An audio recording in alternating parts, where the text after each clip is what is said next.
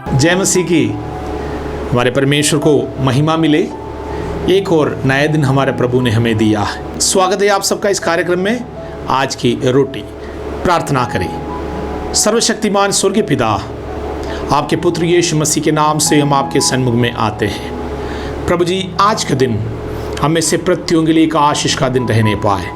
हमारे प्रिय लोग जो बीमारियों में हैं, प्रभु जी शैतानी बंधनों में हैं, आर्थिक, आत्मीय, शारीरिक एवं मानसिक समस्याओं में हैं, हम उनके लिए मध्यस्थता के प्रार्थना करते हैं। प्रभु लोगों पर कृपा करें।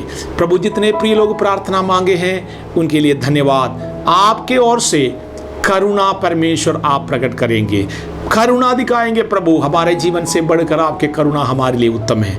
हमारे देश के लिए धन्यवाद परमेश्वर, हमारे देश के अधिकारीगणों के लिए धन्यवाद। प्रभु जितने भी प्रिय लोग हैं, इस देश को चलाने वाले हैं, प्रभु आमीन, विशेष प्रकार के बुद्धि, समझ और ज्ञान उन्हें प्रदान करें। स्वर्गीय ज्ञान से आमीन हमारे अधिकारीगणों को, हमारे प्रिय लोगों को आप तृप्त करें। हिंदुस्तान पर आशीष और उन्नति, एकता, शांति आमीन उंडेले। प्रभु धन्यवाद हो यीशु मसीह के नाम से, आमीन। आज की मनादी के लिए हम एक वचन पढ़ेंगे। कुलुस्सियों की पत्री 3 अध्याय उसके 23वें वचन।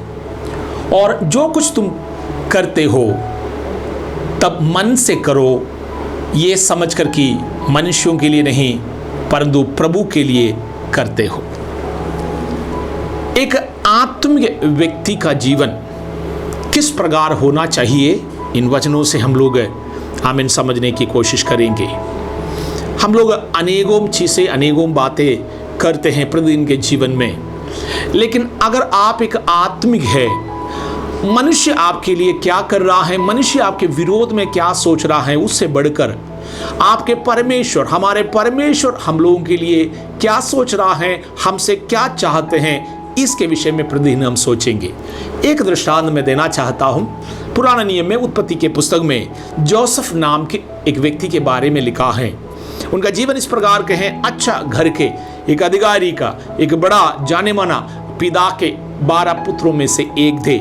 उनके भाइयों ने धोखे से उनको बेच डाला, उनके साथ अन्याय किया, बुराई किया। लेकिन जोसेफ जिस घर में आमीन गुलाम बनकर गया था, उस घर में भी हर एक चीज़ों में वो विश्वस्त रहा है। वहाँ पर एक जोसेफ के साथ एक घटना घटा है। जिस घर के वो नौकर रहे थे, गुलाम रहे थे, उस घर के मालकिन जोसेफ के साथ अनुचित पाप के आमीन काम करना चाहते थे, व्यभिचार करना चाहती थी। उस समय पर जोसेफ के मुंह से निकला हुआ एक वचन है, मैं अपने परमेश्वर के विरुद्ध में पाप नहीं कर सकता।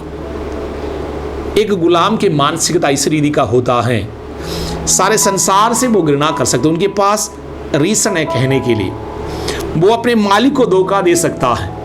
उनका कठिनाई इतना ज़्यादा था, वो परमेश्वर को भी भूल सकता था। क्योंकि प्रतिदिन के जीवन में जब हमारे साथ जब कुछ घटना घटते हैं, कोई छोटा सा कठिनाई आते हैं हमारे जीवन में, जब परेशानियां, समस्या आते हैं, कई लोग समय पर इस प्रकार सवाल करते हैं, परमेश्वर कहाँ है। कई बार हम लोग आत्महत्या के लिए सोचते हैं, कई बार हम हिम्मत हार जाते हैं, भयभीत हो जाते हैं, मृत्यु के बारे में बार बार सोचते रहते हैं। लेकिन इस बालक का स्वभाव है, उनको हालेलुया पाप करने के लिए मौका, वो चाहे अपने मालिक को वो मार डाल सकता था, उस घर के सारे संपत्ति को वो अपना कर सकता था, उनके पास ताकत था, अधिकार था, कुकर्म करके, अशुद्धि करके वो सब कुछ प्राप्त कर सकता था। लेकिन जोसेफ कुएं में थे, जब वो पोतीफर के घर पे थे, वो जब बंदी गृह में थे, चाहे जहां कहीं उसको ले जाकर खड़ा करे, जितने भी प्रकार के कष्ट और मुसीबत में उसको डाल दिया जाए, जोसेफ का एक ही कहना है, मैं अपने परमेश्वर के विरुद्ध में पाप नहीं कर सकता हूँ। परमेश्वर के वचन में और भी कई लोग इस प्रकार की बातें कहा है,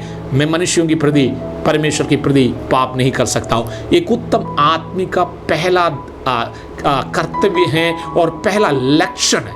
अगर आप आत्मिक है, आपका पहला लक्षण है, जो कुछ आप करते हैं, चाहे आप अपने परिवार में हो, चाहे आप एक सामाजिक जीवन हो, चाहे आपके ऑफिस में हो, चाहे आप अपने मित्रों के मध्य में भी होगा, आपका एक ही कहना होगा, जो कुछ तुम करते हो तब मन से करो, ये समझकर कि मनुष्यों के लिए नहीं परंतु परमेश्वर के लिए करते हो।